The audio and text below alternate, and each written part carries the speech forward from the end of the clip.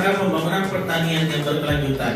Lahan merupakan sumber daya pokok dalam usaha pertanian, terutama pada kondisi yang sebagian besar bidang usahanya masih bergantung pada pola pertanian berbasis lahan. Lahan merupakan sumber daya alam yang bersifat langka. Jumlahnya tidak bertambah, tetapi kebutuhan terhadap lahan selalu meningkat. Dengan mengucapkan Bismillahirrahmanirrahim, koordinasi dan sosialisasi rekomendasi perlindungan lahan pertanian pangan berkelanjutan atau RP 2B dinyatakan kami buka.